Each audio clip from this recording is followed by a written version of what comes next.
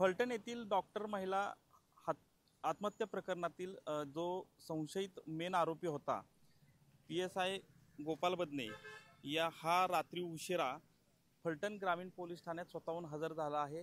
रात्री उशिरा त्याला परत फलटण शहर पोलीस ठाण्यामध्ये आणण्यात आलं। खरं तर ही महत्त्वाची घडामोड जी आहे ती जवळपास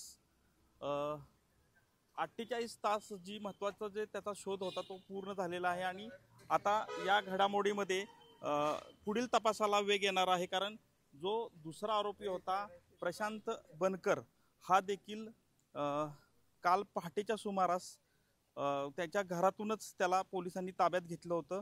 तो देखील नातेवाईकांच्या सांगण्यानुसार तो स्वतःहून हजर झाला असल्याची माहिती नातेवाईकांनी दिली आहे। मात्र या प्रकरणातील आता जो बनकर आहे याला काल 28 तारखेपर्यंत पोलीस कोठडी सुनावली आहे।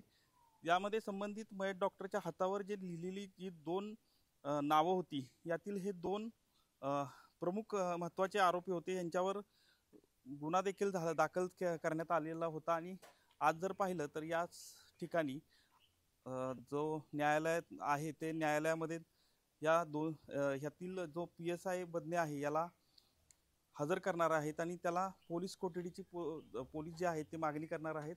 ही महत्त्वाची जी घडामोडी आहे कारण जे काही मयत डॉक्टरने जी काय आत्महत्या या ठिकाणी केली आणि त्यानंतर या घडामोडीमध्ये जे काही आता वेग येणार आहे यामध्ये नेमकं काय असणार आहे हे सर्व प्रकरण जे आहे ते उलगडणार आहे। कॅमेरामन अभिजित पिसेसह संतोष नालोडे TV9 मराठी फलटण सातारा।